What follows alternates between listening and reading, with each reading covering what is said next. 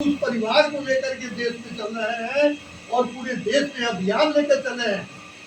सरकार का क्या काम है नहीं है, सरकार से कहाँ मिस्टेक हुआ है, वो तो उसका परिणाम हम लोग देख रहे हैं कि आजादी के इतने दिनों के बाद आज भी फल्ला जात फल्ला धर्म में उलझा करके देश को रख दिया गया। अरे जो भारत का है भारत का है, जो भारत में भारतीय है। बांटने वाले कौन होते हैं आप? जो भारत में रह गया वो भारत का है। भारत का कानून सब पर लागू करिए, एक कानून लागू करिए, एक देश से कानून लागू करिए। कौन रोक रहा है? अपनी सरकार पूरे देश में जो लोग भी आज सरकार में, हम किसी पार्टी को नहीं कर रहे हैं, लेकिन बेसिक मिस्टेक हुआ है।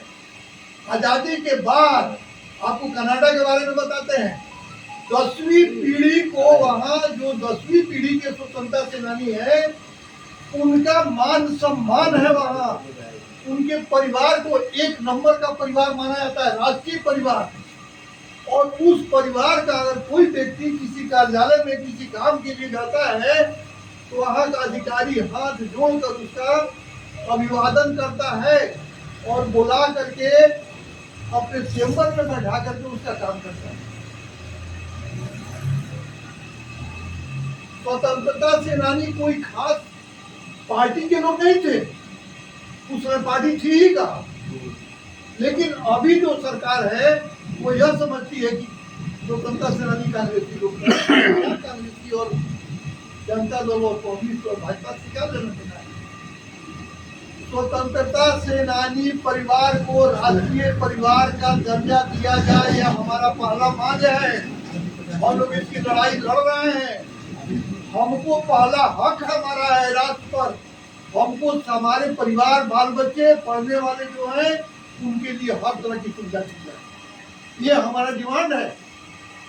आप पेंशन दीजिए ना दीजिए, हमको उससे बात नहीं है, लेकिन हमको सम्मान हमारे पूर्वजों का मिलना चाहिए और हम उस खानदान के हैं तो हमारा भी सम्मान राष्ट्रीय स्तर पर मिलना चाहिए। तो ये लड़ाई हम लोग लड़ रहे हैं और 2-3 राज्यसभा के मेंबर हैं, राष्ट्रीय कमेटी में हैं और अभी गए थे दिल्ली तो 22 स्टेट के लोग आए हुए थे।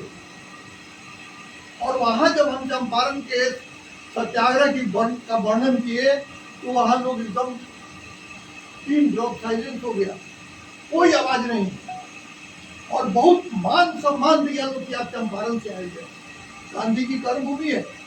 अरे गांधी इसी एरिया में न घूमते रहते थे, उनकी आत्मकथा को पढ़िए, क्या लिखे हुए हैं कि चंपारण के गांव में घूमकर गरीबों के आंखों में भगवान का दर्शन मैंने किया। गांधी जी बोले हुए हैं, किताब में उनकी आत्मकथा में है। वो एरिया कौन है? यही एरिया है।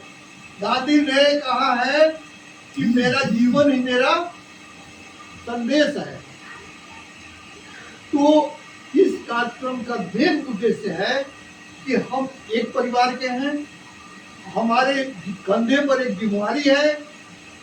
हमारे सेनानियों ने पूर्वजों ने जिस तरह के राष्ट्र निर्माण की उनकी कल्पना थी वैसा राष्ट्र आज नहीं बना और इसके लिए हम भी दोषी हैं, क्योंकि उनके अधूरे कार्यों को पूरा करने की जिम्मेदारी मेरी थी।